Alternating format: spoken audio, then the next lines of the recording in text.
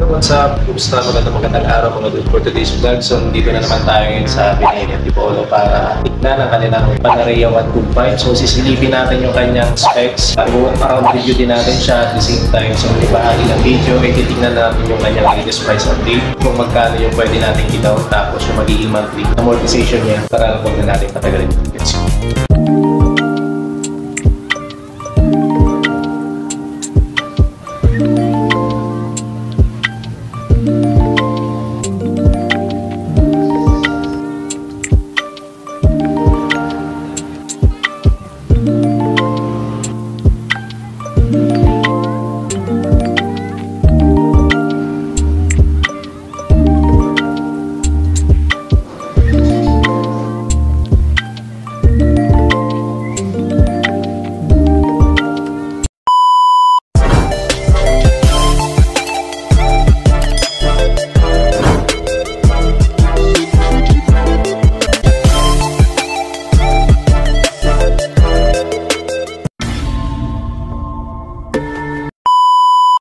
At ayan na nga mga dude, ang scooter na itatampok natin ngayong araw. So may apat na kulay sila dito. Yung kulay red, yellow, blue, tapos yung kulay black. Puro sila glossy. Ayan, so nandito tayo sa may Binili Antipolo. So wag na natin patagalin to. Punta agad tayo sa kanyang specs. Ang scooter na to ay may 124cc to be exact. Single cylinder, 4-stroke, 2-valve, single overhead cam, air-cooled FI. May starting system na electric tapos kickstart. Kanyang max power ay 8.2 horsepower at 7,500 RPM. May maximum torque naman ito na yung 9.2 Newton meter at 6,000 RPM. Nilagyan ito ng telescopic fork sa unahan na suspension. Sa hulihan naman ay single shock coil spring. Napakakapit na rin ang kanyang single disc brake dito sa may unahan. Naka-drum brake naman sa kanyang likuran. Parehas namang naka-tubeless ang kanyang gulong sa unahan at sa likuran na may sukat na 190 by 12 sa unahan. So naka-mags type. At sa likuran naman ay nilagyan ng medyo malapad na gulong na may sukat na 110 90 by 12 mags type na rin. At syempre naman sa mga gantong scooter na modern classic, ang kanyang mga ilaw ay naka-LED na lahat, ang kanyang headlight, taillight, ang kanyang mga turn signals. Pagdating naman sa kanyang instrument panel ay combination ito ng analog at digital display. So meron din siyang napaka-spacious na underseat. Syempre naka Euro 3 ito, compliance with a global emission standard. O diba maganda na yung scooter mo, nakatulong ka pa sa kalikasan.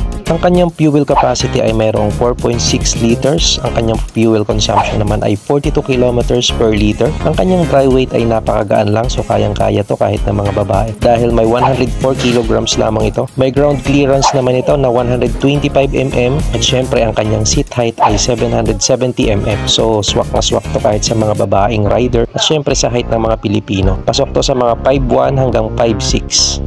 So para naman sa akin yung seat height, so nabot ko, ang height natin ay around 5'5 hanggang 5'6. So nabot natin ito yung suspension ko sa ulan. So relax yung posture natin dito.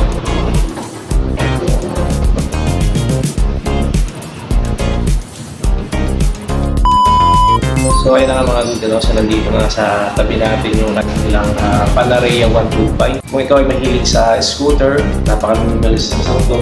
So walang gaanong decals na makikita. So napakalinis din. So ang makikita mo lamang dito ay kanyang logo dito, logo ng Binili. Tapos yung naka-impose na Panarea doon sa bandang likuran niya. So tara silipin natin. Yan mga dude, yung kanyang headlight. Ayan, so naka-chrome lang dito. Tapos may Binili dito sa taas. Tapos dito doon sa bandang loob. So ayan, may Binili pa rin dito. So napaka-premium ng design niya. So yung kanyang brake lever, malambot din. So pagbaba dito, ayan, so may logo lang dito ng Binili. Tapos dito mayroon pang stripe pababa na naka-chrome din. Tapos ang ganda din ng kanyang signal light dito. So pahaba lang siya na ganun. Tapos yung kanyang fender, so parang may ventilation. Tapos yung kanyang fender, so maganda yung quality ng plastic niya dito. Yung kanyang bearings, ayan, so pagdating dito, ayan, naka-telescopic fork sa unahan. Ito yung kanyang disc brake. So naka dual piston caliper siya. So ayan yung kanyang gulong sa unahan, naka tubeless na to. Tapos naka mags type. Tapos pagdating dito, ayan yung kanyang combination siya ng analog tapos digital. So yung kanyang mga switches dito sa kaliwa, turn signals, then busina, brake lever, so malambot din. Maganda yung quality ng yung handle grip niya. Tapos may bar end din dito. Dito naman sa kanan ganun din. So malambot yung kanyang throttle. May kill switch siya. Tapos yun, maganda kasi electric start na din. So then yung kanyang ignition. Nandito din pala yung switch nung sa seat. Tapos may dalawang bulsa dito. Yun lang. Pwede nilalagyan ng mga maliliit na gamit natin. Pwede ka palang mag-charge dito ng cellphone habang nasa biyahe ka.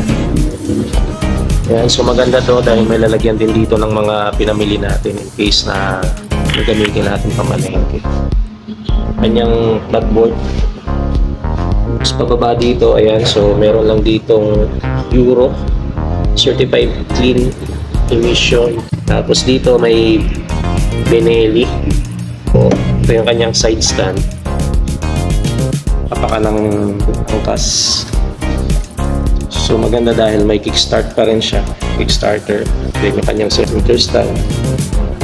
Dito sa kanyang panggilid, ayan, so meron pa rin dito Benelli. Tapos dito sa bandang itaas, yan, Panarea. Panarea, tapos yung kanyang signal light dito sa likuran. Then, so naka-drum brake pala dito sa likuran, ayan. So, naka-magstay pa rin. So, maganda din yung kanyang gulong dito. So, napaka-bulky. Malaki. Tubeless na rin siya. So, at ng kanyang gulong sa ulihan ay 110/90/12. Ayan, so naka-single shock. Ayan yung kanyang shock. Yun. Right. Tapos dito, so maganda din naka-chrome yung kanyang grab bar. Tapos malambot din yung kanyang upuan. So may stitches lang dito. So napaka-premium ganda yung kanyang upuan, so malambot. Tapos dito may Benelli. May texture yung kanyang upuan. Maganda yung pagkakaleto. Tapos dito meron siyang reflector, so added visibility sa gabi. So left and right yan. Yung kanyang taillight, nakalabas siya ng konti. Ayan o.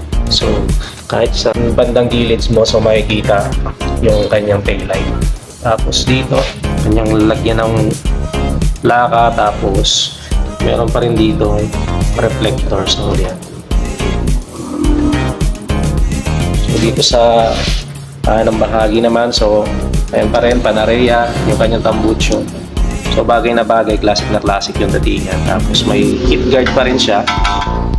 And then yung apaka ng pack ride natin. Alright, so ayan, Benelli. Tapos katabi niyan, ayan, may Euro 3. So napaka-minimalist lang talaga. Konti lang yung sticker at decals.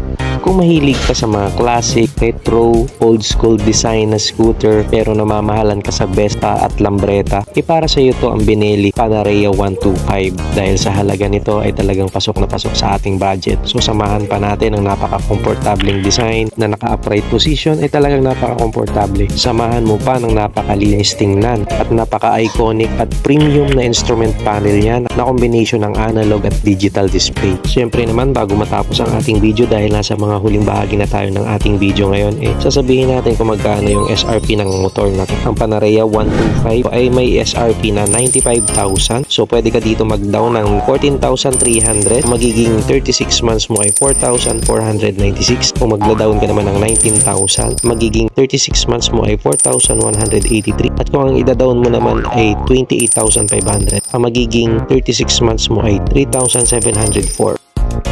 So that's it for today's vlog. Kung nakaabot ka sa huling bahagi ng ating video, baka naman pwedeng paki-like. So malaking tulong sa channel natin. Then subscribe na rin. Thanks for watching. Bye-bye.